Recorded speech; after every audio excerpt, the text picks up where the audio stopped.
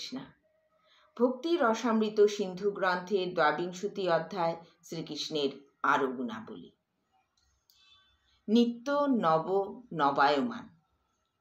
ভক্তরা নিরন্তর শ্রীকৃষ্ণের স্মরণ এবং নাম কীর্তন করে থাকেন, কিন্তু তবুও তারা তাতে তৃপ্ত হন না।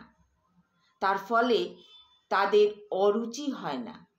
তারা নিত্য নব নব উৎসাহ সহকারে ভগবানের স্মরণ আর নাম কীর্তন করতে থাকেন।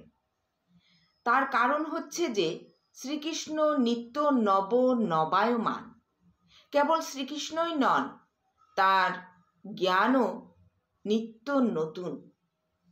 ভগবদ্গীতা ৫,০০০ বছর পূর্বে শোনানো হয়েছিল, কিন্তু আজও কোটি কোটি মানুষ বারবার তা পাঠ করেন এবং প্রতিবারই তা পাঠে নতুন উপলব্ধি হয়। তাই শ্রীকৃষ্ণ এবং তার নাম যশ গুণ এবং তার সঙ্গে সম্পর্কিত সব কিছুই নিত্য নবীন। দ্বারকার সমস্ত মহিষীরা ছিলেন লক্ষ্মী দেবী। শ্রীমদ্ ভগবতের প্রথম স্কন্ধে বর্ণনা করা হয়েছে যে লক্ষ্মী দেবী অত্যন্ত চঞ্চলা, তাই কেউই তাকে ধরে রাখতে পারে না। তাই কারুরই ভাগ্য স্থির থাকে না। কিন্তু সেই লক্ষ্মী দেবীরাই যখন দ্বারকায় শ্রীকৃষ্ণের সঙ্গে অবস্থান করছিলেন, তখন তারা এক মুহূর্তের জন্যেও ছেড়ে যেতে পারেননি। এর অর্থ হচ্ছে শ্রীকৃষ্ণের আকর্ষণ নিত্য নব নবায়মান। এমনকি লক্ষ্মী দেবীরা পর্যন্ত তাকে ছেড়ে যেতে পারেন না। শ্রীকৃষ্ণের নিত্য নতুন আকর্ষণ সম্বন্ধে ললিত মাধব গ্রন্থে রাধারানীর একটি উক্তি রয়েছে।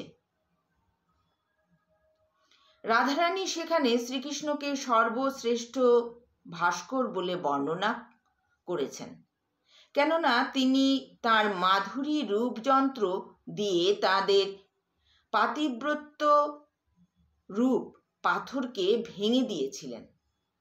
বৈদিক নিয়ম অনুসারে পত্নীরা পতিব্রতা হতেন, কিন্তু শ্রীকৃষ্ণের বাটালি রূপ মাধুর্য সেই স্ত্রীলোকদের পাথরের মতো দৃঢ় পাতিব্রতকেও ভেঙে দিয়েছিল।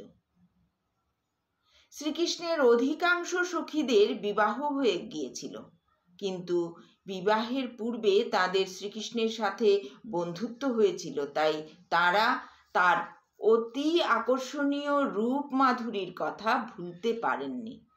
বিবাহের পরেও তার সেই রূপ তাদের চিত্ত হরণ করত।